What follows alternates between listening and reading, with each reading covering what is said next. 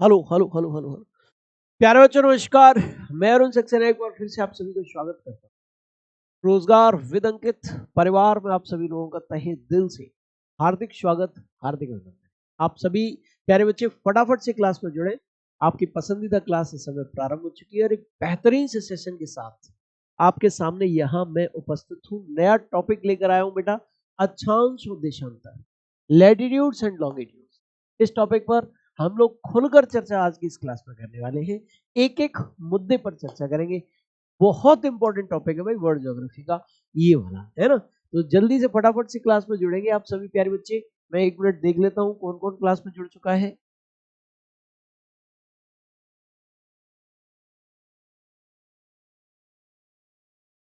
जी भाई बहुत अच्छा। आशीष कुमार भारती जी, अखिलेश राव जी, दिशा कुमारी जी, काजल जी, कोमल यादव जी, अंकित सिंह जी, शगुन सैनी जी, श्रेया परमार जी, रामानंद ओके जी, दीपाली जी, अर्पित यादव जी, निष्कर जी, आप सभी लोग इस समय क्लास में लाए हैं। बहुत बहुत स्वागत, अभिनंदन आप सभी लोग। और मेरे प्यारे साथी जो भी बच्चे अभी तक क्लास में लाइव नहीं आए हैं वो फटाफट से क्लास में लाइव आ जाइए, क्योंकि अब मैं इस सेशन को आगे बढ़ाने जा रहा हूँ। ठीक है जी। चलिए सबसे पहले हम बात करेंगे बेटा अक्षांश और देशांतर होते क्या है, लैटिट्यूड्स एंड लॉन्गिट्यूड्स होते क्या है। ठीक है जी। अक्षांश और देशांतर रेखाएं,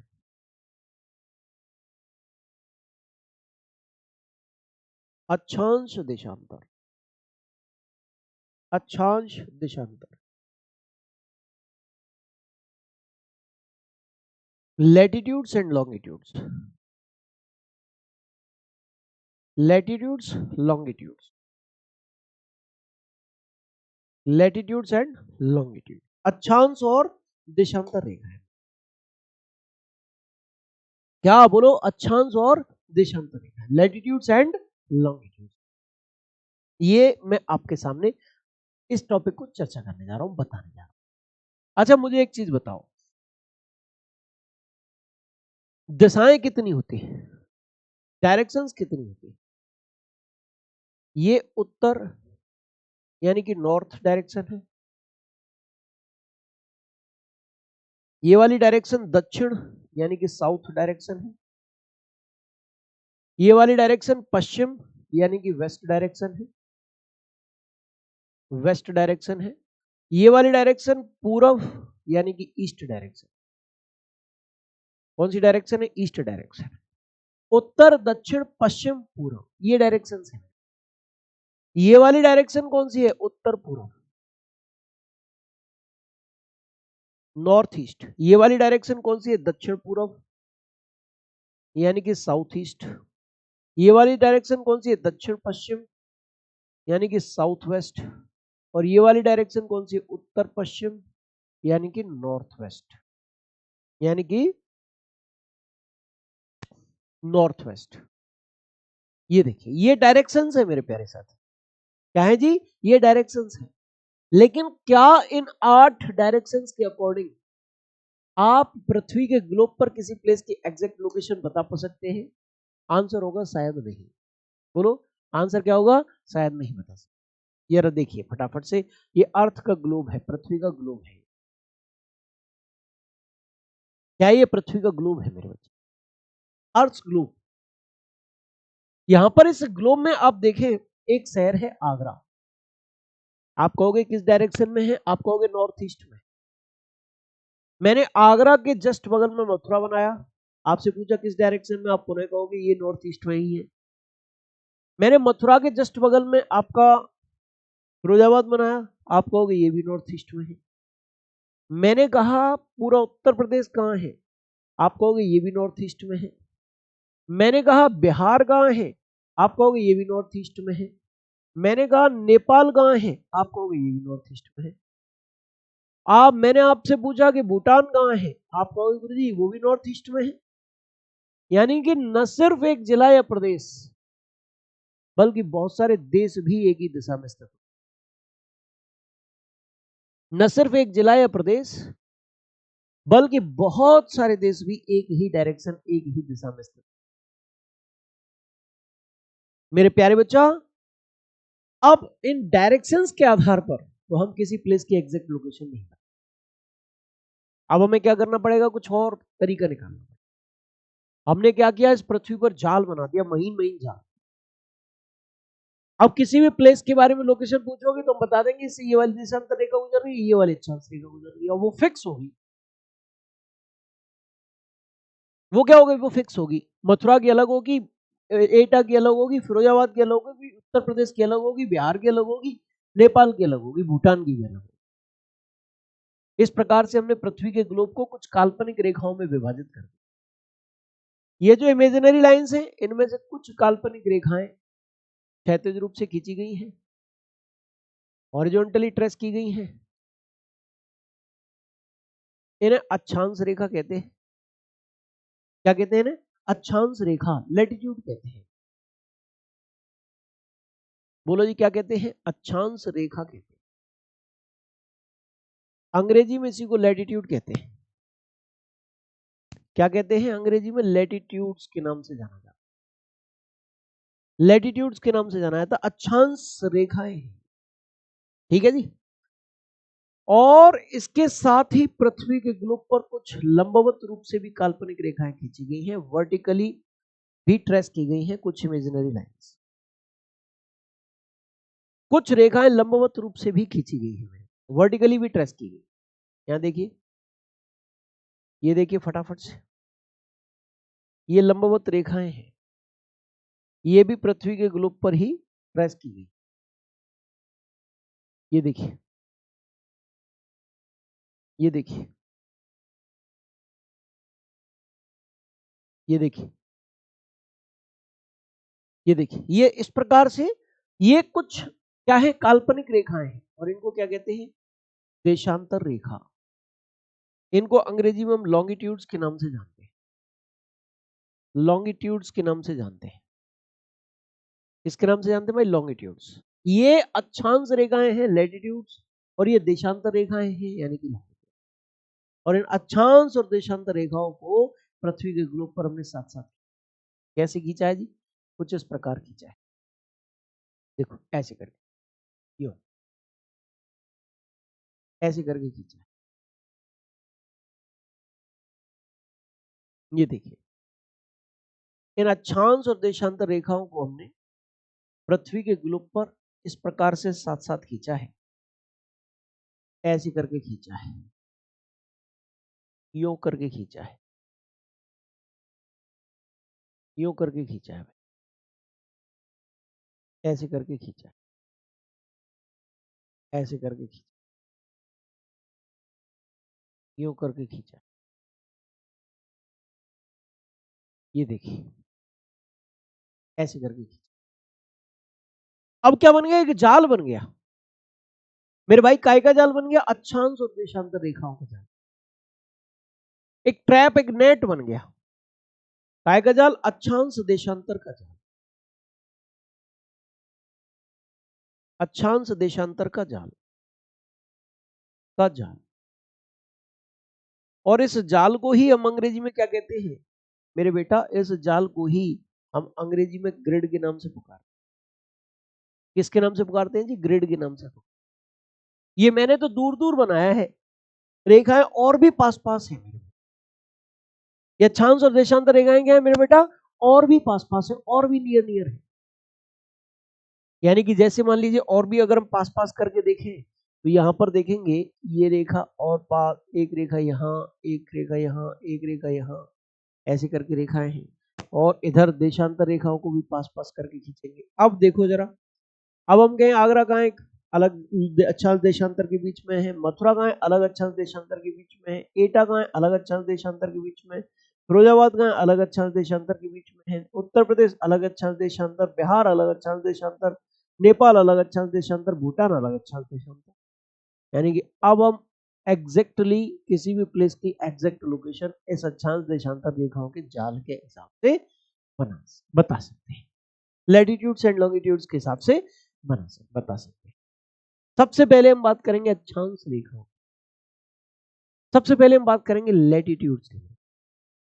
बोलो किसकी चर्चा करेंगे बेटा, अक्षांश रेखाओं की चर्चा। अक्षांश रेखाएं,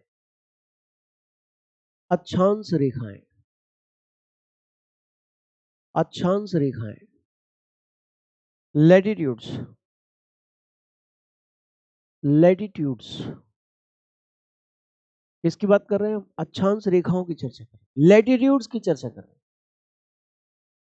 क्या अक्षांश रेखाओं की चर्चा कर रहे हैं, लैटिट्यूड्स की चर्चा कर रहे हैं? बोलो क्लियर है? किसकी चर्चा कर रहे हैं? लैटिट्यूड्स, अक्षांश रेखाओं की चर्चा। ये क्या होती है? पृथ्वी के ग्लोब पर काल्पनिक रूप से खींची गई क्षैतिज रेखाएं अक्षांश रेखा कहलाती है। बोलो जी। पृथ्वी के ग्लोब पर काल्पनिक रूप से खींची गई क्षैतिज रेखाएं अक्षांश रेखाएं कहलाती है। ठीक है, जरा देखिए, ऐसे करके खींची गई, ऐसे करके मेरे बच्चा प्यारे साथी खींची गई। पृथ्वी के ग्लोब पर काल्पनिक रूप से खींची गई क्षैतिज रेखाएं हैं। Horizontally traced imaginary lines on the globe of the earth. ये मेरे बच्चा क्या कहलाती हैं? ये अक्षांश रेखाएं कहलाती हैं। बोलो जी क्या कहलाती है? ये अक्षांश रेखाएं, लैटिट्यूड्स कहलाती है। बोलो जी मेरे बच्चा क्या कहलाती है? अक्षांश रेखाएं, लैटिट्यूड्स कहलाती। आ रहा है जी समझ में? क्लियर है जी? अक्षांश रेखाएं, लैटिट्यूड्स, ये कहलाती है। अब ये खींची कैसे गई हैं? बात यह है भाई, सबसे पहली बात तो यही है कि आखिरकार इन अक्षांश रेखाओं को खींचा कैसे। तो यहां पर देखो आप फटाफट से, ये पृथ्वी का ग्लोब है, ये ग्लोब का केंद्र है, और केंद्र से होकर, केंद्र की सीध से होकर गुजरने वाली जो रेखा है उसको हम 0 डिग्री की रेखा कहते हैं। भूमध्य रेखा, भूमि के या पृथ्वी के ग्लोब के बीचों बीच से होकर गुजरने वाली रेखा भूमध्य रेखा है, उसी को हम इक्वेटर भी कहते हैं। इक्वेटर से ऊपर वाला आधा गोला, ये वाला आधा गोला उत्तरी गोलार्ध है। कौन सा गोलार्ध है? उत्तरी गोलार्ध है। उत्तरी गोलार्ध, उत्तरी गोलार्ध है, नॉर्थ हेमिस्फीयर है, नॉर्थ हेमिस्फीयर है। ठीक है, और इससे नीचे वाला आधा गोला दक्षिणी गोलार्ध है, दक्षिणी गोलार्ध है, साउथ हेमिस्फीयर है, साउथ हेमिस्फीयर है। ये नॉर्थ हेमिस्फीयर है और ये साउथ हेमिस्फीयर। ऊपर वाला आधा गोला नॉर्थ हेमिस्फीयर, उत्तरी गोलार्ध, और नीचे वाला आधा गोला दक्षिणी गोलार्ध, साउथ हेमिस्फीयर। उत्तरी गोलार्ध और दक्षिणी गोलार्ध, नॉर्थ हेमिस्फीयर और साउथ हेमिस्फीयर। आप देख पा रहे हैं, क्लियर है कि नहीं है? समझ में आया कि नहीं है भाई? ठीक है, अब हमने क्या किया, बचपन में आपने चांदे प्रकाल का यूज किया होगा, बचपन में आपने काय का प्रयोग किया होगा? चांदे और प्रकाल का। मेरे बेटा आपने 1 डिग्री का चाप लिया, 1 डिग्री का, और 1 डिग्री के चाप को यहां लगा दिया, 1 डिग्री की चाप लगा दिया। ठीक है, ऐसे करके 1 डिग्री का चाप लगा दिया। फिर आपने 2 डिग्री का चाप लगाया, ऐसे करके यहां पर ही चाप, ऐसे करके 2 डिग्री का, फिर 3 डिग्री का, फिर 4 डिग्री का, फिर 5 डिग्री का, फिर 6 डिग्री का, ऐसे ऐसे डस डस डस डस डस डस करके आगे बढ़ते चलेंगे। 1 डिग्री का चाप, 2 डिग्री का चाप, 3 डिग्री का चाप, 4 डिग्री का चाप, डस डस डस 90 डिग्री तक आप पहुंचे। अच्छा, 1 डिग्री नॉर्थ कहेंगे इसे, 2 डिग्री नॉर्थ कहेंगे, क्यों? क्योंकि नॉर्थ हेमिस्फीयर में है इसलिए। इसी प्रकार हमने चाप इधर भी लगाए, यहाँ पर प्रकाल को रखा, चाप लगा दिए, 1 degree, 2 degree, 3 degree, 4 degree, 5 degree, डस डस डस 90 डिग्री। एक जगह जब मैं हाथ रख लेता हूं तो दूसरी जगह काम नहीं कर रहा भाई बोर्ड। ठीक है, आप परेशान मत हो ना उसमें। अरे भाई तू हट जा, मुझे जरूरत नहीं है।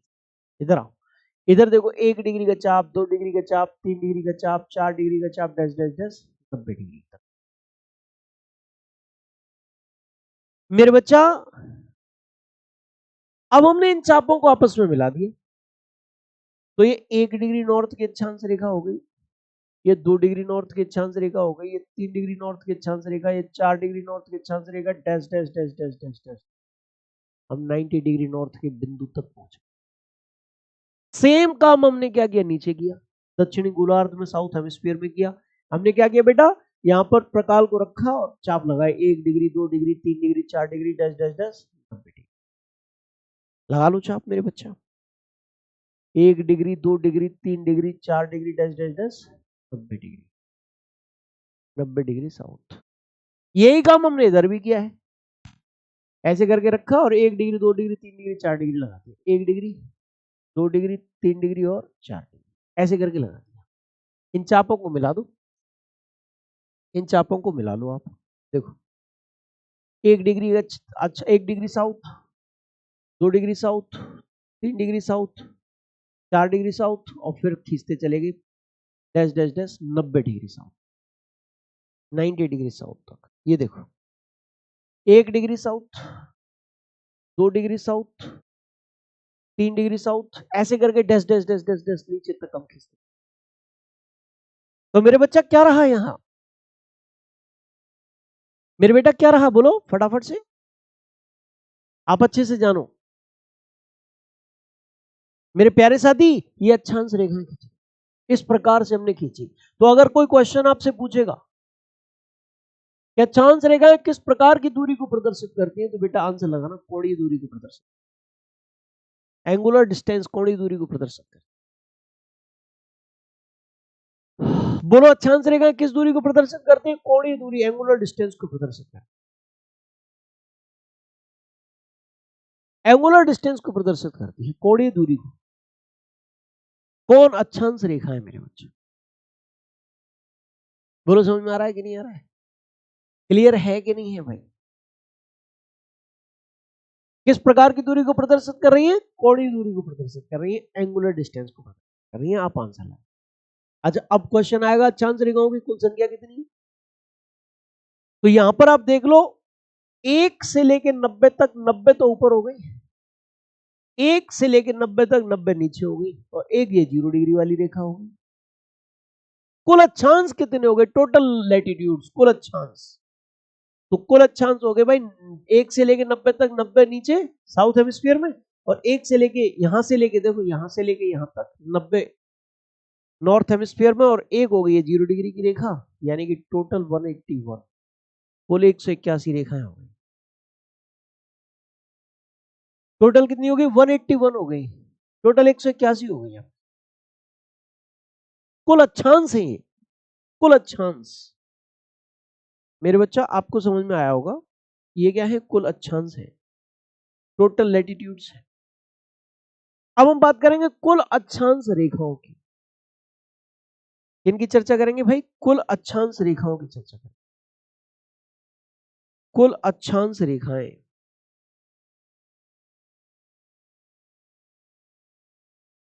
कुल अक्षांश रेखाएं, total latitudinal lines, latitudinal lines, total latitudinal lines, कुल अक्षांश रेखाएं मेरे बच्चे,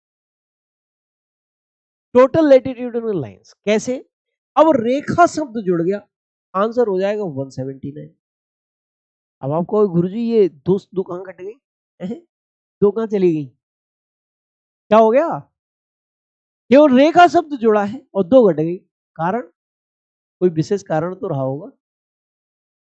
गुरुजी आखिरकार उस कारण को तो बता दो जो आप अभी ये दो रेखा गायब कर रहे हो। है मेरे बच्चा, ये उत्तरी ध्रुव और दक्षिणी ध्रुव, 90 डिग्री नॉर्थ और 90 डिग्री साउथ, ये रेखा नहीं है, ये बिंदु है मेरे बच्चा। 90 डिग्री नॉर्थ और 90 डिग्री साउथ ये रेखा है, रेखा नहीं है, बिंदु है, बिंदु, पॉइंट्स है, क्या है, पॉइंट्स है, बिंदु है। 90 डिग्री नॉर्थ और 90 डिग्री साउथ ये बिंदु है। बोलो समझ में आ रहा है कि नहीं आ रहा है, क्लियर है कि नहीं है मेरे बच्चों। अगर मैं आपके साथ चर्चा करता हूं, अगर मैं आपके साथ चर्चा करता हूं, क्या चीज की चर्चा करता हूं, बोलो फटाफट से। तो ये दो रेखा नहीं है, इसीलिए मैंने दो घटा दी, जैसी रेखा शब्द जुड़ा हमने दो सफाया कर दिया। तो कुल अक्षांश पूछे तो 181, कुल अक्षांश रेखा पूछे तो 100। बोलो क्लियर है। अब बात आती है कुल कुछ अक्षांश रेखाओं का जलवायु के अध्ययन में विशेष महत्व है, क्लाइमेटोलॉजी की स्टडी में विशेष महत्व है।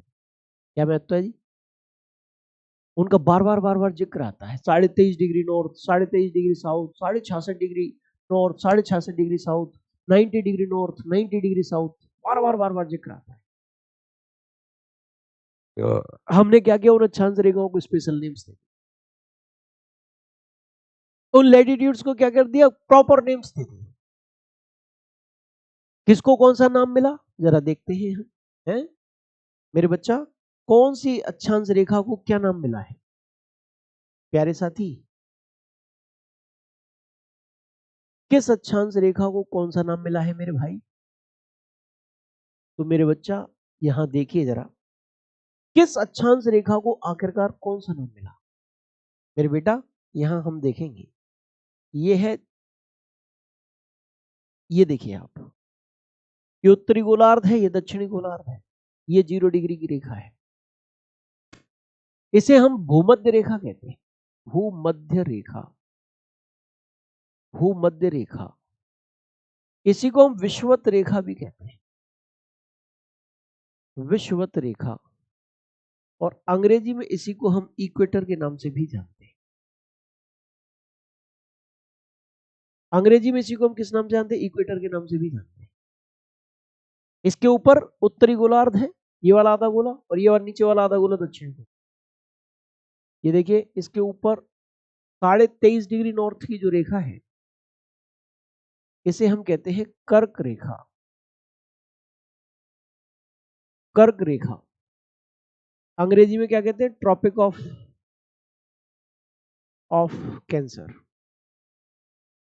ट्रॉपिक ऑफ कैंसर कहते हैं। 23.5 डिग्री नॉर्थ की रेखा को कर्क रेखा कहते हैं। थोड़ा और ऊपर जाओ, 66.5 डिग्री नॉर्थ, 66.5 डिग्री नॉर्थ, इसको हम क्या कहते हैं? आर्कटिक वृत्त कहते हैं। आर्कटिक वृत्त, आर्कटिक सर्किल, क्या कहते हैं बेटा? आर्कटिक सर्किल कहते हैं। आर्कटिक सर्किल, आर्कटिक वृत्त कहते हैं। और मेरे प्यारे साथी, 90 डिग्री नॉर्थ के बिंदु को हम क्या कहते हैं?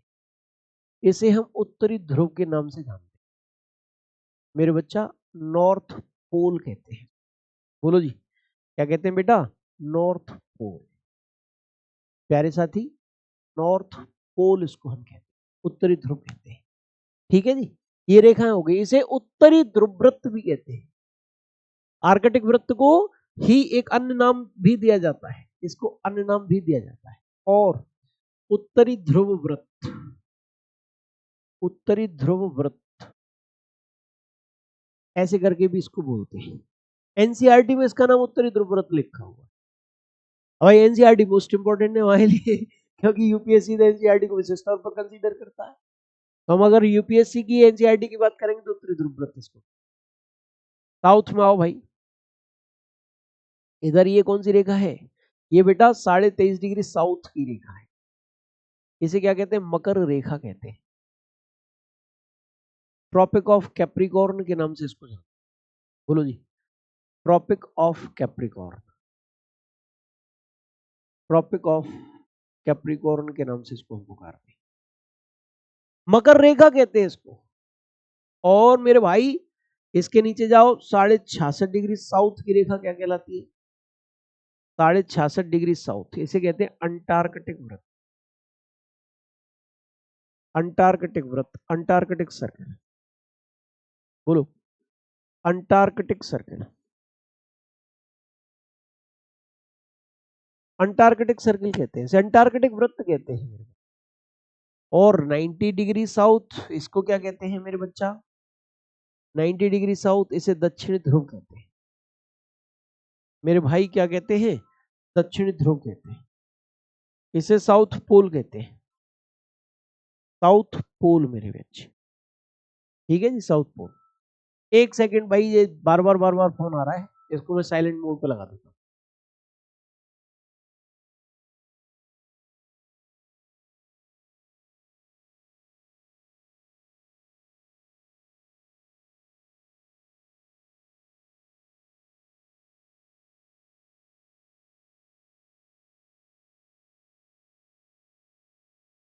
चलिए भाई, तो कहने का तात्पर्य मेरा बच्चा क्या है? यहां पर आप देख पा रहे हो, साइलेंट मोड पे लगा दिया बेटा, वो गलती से आज खोला रह गया। तो प्यारे साथी, ये अंटार्कटिक वृत्त है और दक्षिणी ध्रुव है। अच्छा, इसको मेरे बच्चा हम दक्षिणी ध्रुव वृत्त के तौर पर भी जानते हैं। दक्षिणी ध्रुव वृत्त, इसको साउथ पोल सर्किल के तौर पर भी हम लोग जानते हैं। साउथ पोल सर्किल, इसे दक्षिणी ध्रुव वृत्त के तौर पर भी हम मेरे बेटा अच्छी तरीके से जानते हैं, समझते हैं मेरे बेटा। दक्षिणी ध्रुव वृत्त, साउथ पोल सर्किल भी कहते हैं। तो ये कुछ विशेष अक्षांश रेखाएं हो गई, कुछ स्पेशल लैटिट्यूड्स हो गई मेरे बच्चा, जिनको यहां पर मैंने आपके सामने लिखा है, जिनको मैंने आपके सामने यहां पर रखा है। अब मैंने ये सारी की सारी चीजें बता दी। एक प्रश्न फिर भी बचा, 2 पॉइंट बचे, एक नहीं 2। ये जो अक्षांश रेखा है ना, यहां पर देखो, पृथ्वी कैसी है? पृथ्वी का आकार कुछ इस प्रकार का है, ऐसा है पृथ्वी, यानी ऊपर से थोड़ी सी दबी हुई, बीच में थोड़ी सी उभरी हुई। ऊपर से कैसी थोड़ी सी दबी हुई है और बीच में कैसी उभरी हुई है, यानी कि सबसे बड़ी अक्षांश रेखा कौन सी होगी? सबसे बड़ी अक्षांश रेखा, ध्यान रखो, सभी अक्षांश रेखाएं पूर्ण वृत्त का निर्माण करती है, फुल सर्किल बनाती है। जहां से स्टार्ट होंगी वहीं पर फिनिश होंगी, ऐसे कर पूर्ण वृत्त बनाती है सभी के सभी अक्षांश रेखा। लेकिन पृथ्वी का आकार थोड़ा सा ऊपर से दबा हुआ और बीच में उभरा हुआ है, यानी कि सबसे बड़ा वृत्त कौन सी रेखा बनाएगी? तो सबसे बड़ा वृत्त मेरे प्यारे साथी आपकी ये वाली रेखा बनाएगी। इसे हम कहते हैं 0 डिग्री की रेखा, 0 डिग्री की अक्षांश रेखा। सभी अक्षांश रेखाएं पूर्ण वृत्त बनाती है, फुल सर्किल बनाती है, लेकिन विषुवत रेखा 0 डिग्री की रेखा महावृत्त बनाती है, ग्रेट सर्किल बनाती है। क्या बना रही है? महावृत्त, ग्रेट सर्किल बना रही है। बोलो जी, क्लियर है? समझ में आया आपको? अच्छा, जैसे जैसे जाएंगे, इन अक्षांश रेखाओं की जो लंबाई है वो घटती चली जाएगी। ये देख लो आप, महावृत्त, ग्रेट सर्किल, 0 डिग्री की रेखा बना रही। एक क्वेश्चन और भी आता है कि किन्हीं भी दो अक्षांश रेखाओं के बीच की दूरी कितनी होती है? ऐसे करके देखो। तो किन्हीं भी दो अक्षांश रेखाओं के बीच की दूरी 111 किलोमीटर होती है। यहाँ भी 111, यहाँ भी 111, यहाँ भी 111, यहाँ भी। किन्हीं भी दो अक्षांश रेखाओं के बीच की दूरी लगभग कितनी होगी? लगभग में 111 किलोमीटर। 111 किलोमीटर, 111 किलोमीटर, ठीक है, लगभग में 111 किलोमीटर, किन्हीं भी दो अक्षांश रेखाओं के बीच की दूरी। बोलो जी, समझ में आ रहा है कि नहीं आ रहा? क्लियर है कि नहीं है? चलिए ठीक है, अब मैं आगे बढ़ जाता हूं और ये चीजें मैं आपको समझता हूं। देखिए, लिखा हुआ है, क्या लिखा हुआ है कि पृथ्वी के ग्लोब पर काल्पनिक रूप से खींची गई क्षैतिज रेखाएं, ठीक है, रेखाएं क्या कहलाती है? अक्षांश रेखाएं कहलाती, लैटिट्यूड्स कहलाती हैं। कुल अक्षांश कितने हैं? टोटल लैटिट्यूड्स की संख्या कितनी है? 181 है। कुल अक्षांश रेखाएं कितनी है? टोटल लैटिट्यूडल लाइंस कितनी है? 179 है, 179 है कुल अक्षांश रेखाएं। कुल अक्षांश 181, कुल अक्षांश रेखाएं 179। और पृथ्वी के ग्लोब पर काल्पनिक रूप से खींची गई क्षैतिज रेखाएं जो हैं, उन्हीं को अक्षांश रेखा कहते हैं, उन्हीं को लैटिट्यूड्स के नाम से मेरे बच्चे हम लोग। ये सारी चीजें मैंने बताई हैं आपको, कोई दिक्कत यहां तक? कोई दिक्कत नहीं, मुझे बस भरोसा है, पता है मुझे। चलिए, इसके बाद मेरे बेटा, अगर हम बात करें, क्या अगर हम बात करें मेरे बच्चा, अगर हम बात करें, मैंने क्या बताया आपको? अरे यार, ये तो देखो, सभी अक्षांश रेखाएं क्या बनाती है? फुल सर्किल बनाती है, पूर्ण वृत्त बनाती है। और विषुवत रेखा क्या बनाती है? विषुवत रेखा महावृत्त बनाती है। विषुवत रेखा, विषुवत रेखा यानी कि 0 डिग्री की लैटिट्यूड, लैटिट्यूड जो है वो क्या बनाती है, महावृत्त बनाती, महावृत्त, ग्रेट सर्किल बनाती, ग्रेट सर्किल बनाती, ग्रेट सर्किल बनाती है। क्या बनाती है भाई, महावृत्त बनाती है, ग्रेट सर्किल बनाती है। किन्हीं भी दो अक्षांश रेखाओं के बीच की दूरी कितनी होती है, लगभग 111.13 किलोमीटर, लगभग में 111.13 किलोमीटर, लगभग में 111 किलोमीटर। किन्हीं भी दो अक्षांश रेखाओं के बीच की दूरी कितनी होती है, लगभग में 111.13 किलोमीटर। क्लियर है जी, समझ में आ रहा है आपको अच्छी तरीके से। ये सेम रहती है, घटती नहीं है।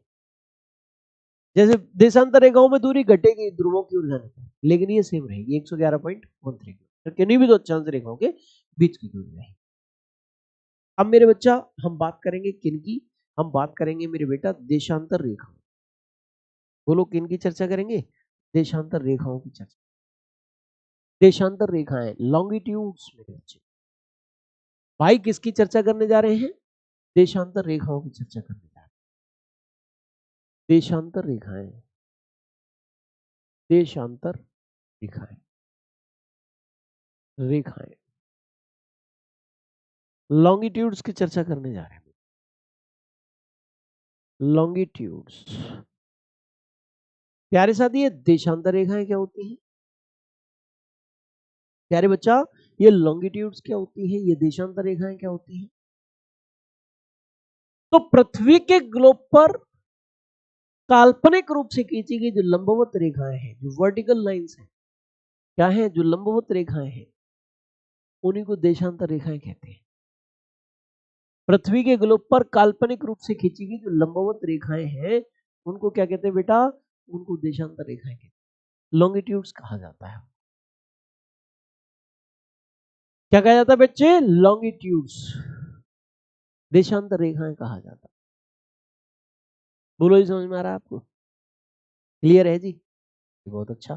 तो यहां पर आप देखेंगे फटाफट से, ये देखिए पृथ्वी के ग्लोब पर काल्पनिक रूप से खींची गई जो लंबवत रेखाएं हैं, वर्टिकल लाइंस हैं, उन्हीं को क्या कहते हैं बच्चा, उन्हीं को देशांतर रेखाएं कहा जाता है। मेरे प्यारे साथी क्या कहते हैं, देशांतर रेखा कहते हैं, उनको लॉन्गिट्यूड्स के नाम से जाना जाता है, उन्हीं को देशांतर रेखा कहा जाता है। मेरे भाई क्या कहा जाता है, देशांतर रेखा, लॉन्गिट्यूड्स में। ठीक है जी, ये आप देख रहे हैं। इन देशांतर रेखाओं को कैसे खींचा गया, इनकी कुल संख्या कितनी है, ये भी तो जानना है। अच्छा एक चीज ध्यान रखना, जब देशांतर रेखाएं खींची गई तो पहली देशांतर रेखा को लेकर बड़ा विवाद हुआ कि हमारे यहां से खींचो, हमारे यहां से खींचो, हमारे। और पहली देशांतर रेखा ब्रिटेन के लंदन स्थित ग्रीनविच वेधशाला, ग्रीनविच ऑब्जर्वेटरी से होकर खींची गई। कहां से, ग्रीनविच ऑब्जर्वेटरी से होकर खींची गई, ग्रीनविच वेधशाला से होकर खींची गई है, और इसीलिए उस रेखा को ग्रीनविच रेखा कहते हैं। क्या कहते हैं उसको, ग्रीनविच लाइन, ग्रीनविच रेखा कहा जाता है। 0 डिग्री की देशांतर रेखा को ग्रीनविच रेखा कहा जाता है। बताओ जी क्या कहा जाता है, ग्रीनविच रेखा, ग्रीनविच लाइन उसको कहा जाता है। बोलो मेरे प्यारे बेटा, क्या सही सही जवाब सुना आपने, ग्रीनविच रेखा कहा जाता है। क्यों, क्योंकि वो ब्रिटेन की लंदन में स्थित ग्रीनविच वेधशाला से। अब बात आ रही भाई, ये वेधशाला क्या है, ये ऑब्जर्वेटरी क्या है। तो प्यारे साथी, ये ऑब्जर्वेटरी, ये वेधशाला जो है,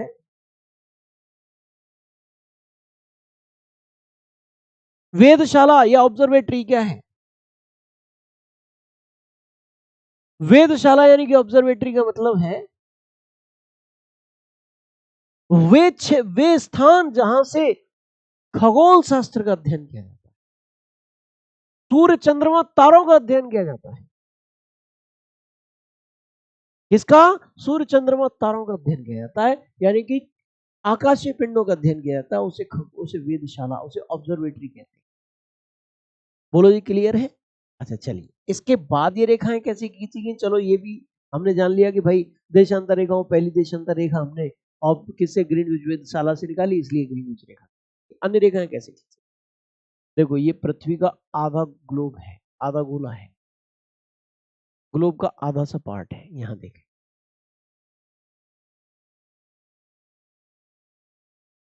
ये क्या है, आधा सा पार्ट है पृथ्वी का, ग्लोब का मेरे बच्चे, ग्लोब का क्या है, आधा सा पार्ट है मेरे।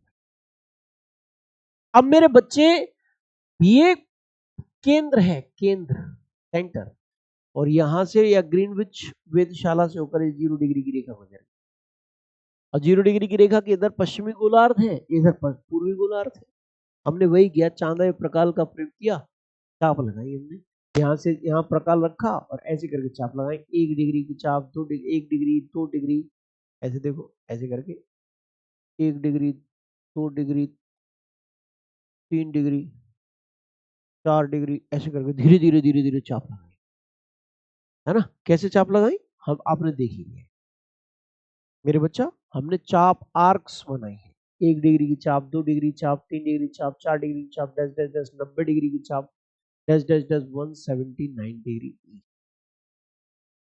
179 डिग्री ईस्ट की चाप लग गई।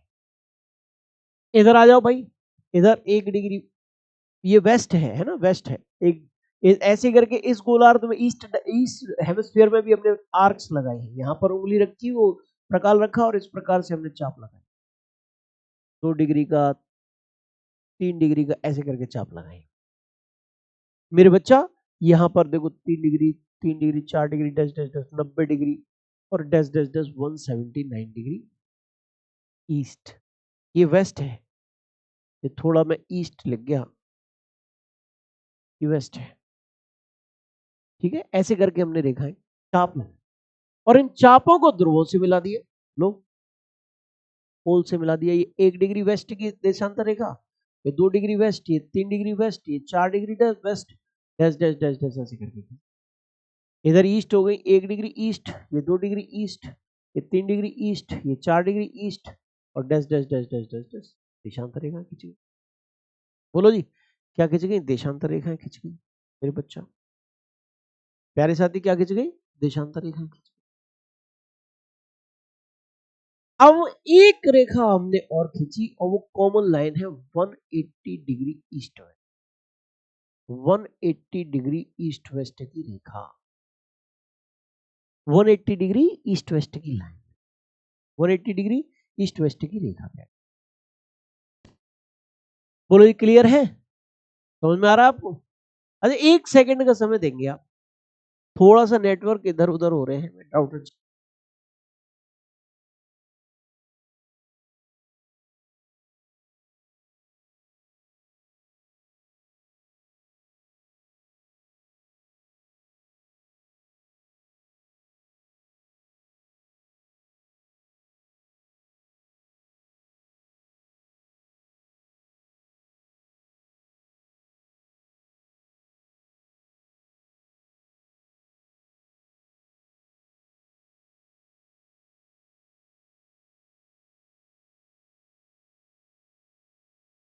मेरे बच्चा, यहां पर आप देखो, क्या ये चाप है मेरे बेटा, आराम से देख पा रहे हो आप, अच्छी तरीके से देखो, समझ पा रहे हो? बोलो, कैसे कैसे ये चाप जो है वो लगी, कैसे कैसे देशांतर रेखाएं खींची गई, इन सारी चीजों को आपने जान और समझ। मेरे बेटा, अब बात आती है कुल देशांतर रेखाएं कितनी है, टोटल लॉन्गिट्यूडनल लाइंस, कुल देशांतर रेखाएं। तो मेरे बच्चा सुनो, एक से लेकर, ये 1 डिग्री है, 1 डिग्री वेस्ट, ये 1 डिग्री ईस्ट है, 1 डिग्री ईस्ट, एक से लेके 179 तक, 179 रेखाएं तो इधर हो गई, और इस एक से लेके 179 तक 179 रेखाएं इधर हो गई, 179 इधर और 179 इधर। टोटल कितनी हो गई भाई? 179 प्लस 179, ठीक है, प्लस एक ये 0 डिग्री वाली रेखा हो गई ग्रीनविच रेखा, 0 डिग्री वाली ग्रीनविच रेखा हो गई, और एक ये हो गई 180 डिग्री ईस्ट वेस्ट वाली रेखा, यानी कि टोटल संख्या कितनी हो गई? 360 हो गई। बोलो जी मेरे बच्चा, टोटल संख्या कितनी हो गई? 360 में 360 हो गई। आप देख लो यहां 1 डिग्री वेस्ट से 179 तक 179 रेखा, 1 डिग्री ईस्ट से 179 डिग्री ईस्ट तक 179 रेखा, 179 प्लस 179 358, 1 डिग्री ये 0 डिग्री वाली रेखा यानी कि 359, और एक ये 180 डिग्री ईस्ट वेस्ट वाली रेखा यानी कि 360। टोटल देशांतर रेखाएं कितनी हो गई? टोटल देशांतर रेखाएं हो गई 360 में। Total number of longitudes is 360, 360 मेरे भाई। Total number of longitudes is 360, 360 में। क्लियर है? 0 डिग्री देशांतर रेखा क्या कहलाती है? ग्रीनविच रेखा। कुल संख्या कितनी है? 360। अच्छा, किन्हीं भी दो देशांतर रेखाओं के बीच की दूरी मेरे प्यारे साथी, किन्हीं भी दो देशांतर रेखाओं के बीच की दूरी, ये देखिए कैसे ज्ञात करेंगे, ये ऐसे करेंगे, ऐसे करके प्यारे बच्चों, ये देखिए, ये देखिए, ये देखिए मेरे बच्चा, भाई ऐसे करके देखिए।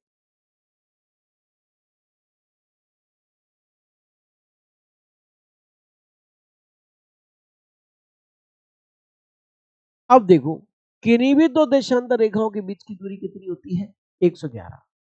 111 111 111 111 111 111 111 111।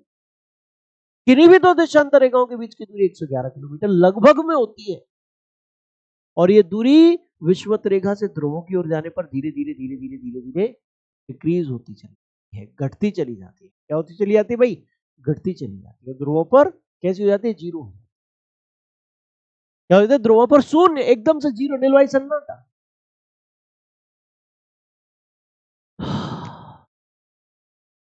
चलिए भाई, आर्य गौतम जी, अरे आर्य गौतम जी भाई, मुझे तो पता है ना कि नेटवर्क में कहां दिक्कत है। अगर मेरे सामने नेटवर्क का वो रहता है साइन, अगर मेरे सामने से नेटवर्क्स में अप डाउन होती है तो मैं तुरंत राउटर चेंज कर देता हूं। कई कंपनियों के नेट मैंने लगवा रखे हैं, तुरंत की तुरंत router change. Anil Kumar ji, network issue बेटा अब नहीं है, पहले था, अब मैंने सही कर दिया। पहले भी था नहीं, होने वाला था। एक भी डंडा, जैसे हम मोबाइल में नेटवर्क्स के डंडे होते हैं ना, इसी प्रकार मेरे सामने भी ओबीएस में भी डंडे दिखाता है। एक दो डंडे भी अप डाउन होते हैं, तुरंत मैं राउटर चेंज करके दूसरी कंपनी का नेट स्टार्ट कर देता। ठीक है मेरे बच्चा? चलिए, तो यहां पर ये सारी की सारी चीजें आपने देख ली है। एक और बार समझिए, लिखित तौर पर मैंने क्या बताया? पृथ्वी के ग्लोब पर उत्तरी ध्रुव को दक्षिणी ध्रुव से मिलाते हुए खींची गई काल्पनिक रूप से खींची गई देशांतर काल्पनिक रेखाएं, मिलाते हुए खींची गई काल्पनिक रेखाएं देशांतर रेखा कहलाती हैं। ठीक है, कहलाती हैं। सभी देशांतर रेखाएं अर्धवृत्त का निर्माण करती हैं, हाफ सर्किल अर्धवृत्त का निर्माण करती हैं।